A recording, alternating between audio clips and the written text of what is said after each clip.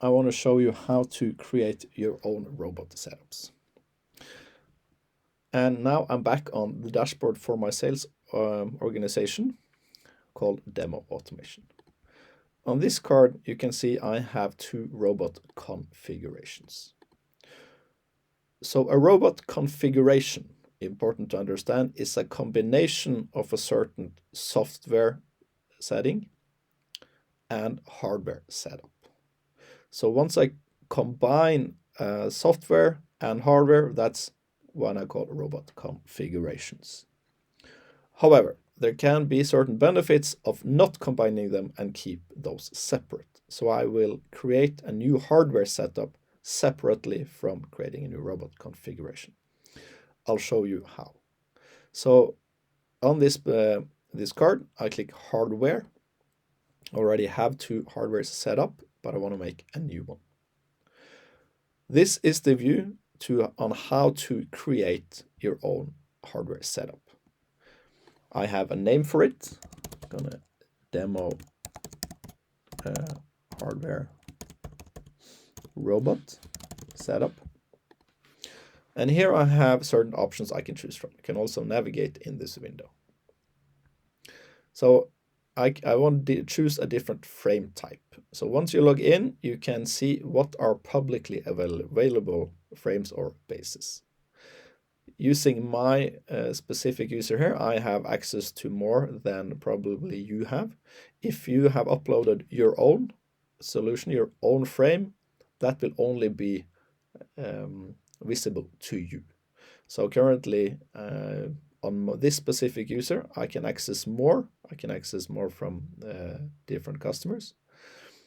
But here, as an example, the Easy Palletizer PTP 1000 is publicly available. So this one you should be able to choose. So now you see that's how fast I changed the frame. I can also see if I want to change the gripper type. I am a fan of the Pipe CPT 500 with cups. Gonna need some loading time. You can see this one is changing to the new gripper with suction cups. Additionally, I have the ability to set some offset brackets. So the offsets being, you see the distance from the mounting point to the connector of the gripper. So this is to give some extra reach, and we have some presets going all the way out to 150 millimeters here. As this gripper has a default 100 millimeter offset, so here now would be a total of 250. So I'm gonna take this back to none. I think this is a good setup as is.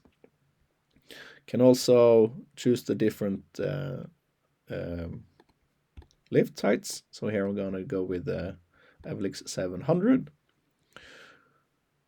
Yeah, so here are some different variables you can play with. Once this is done, I click Add Configuration, and that's pretty much what I need to do to make my solution. So Add Configuration.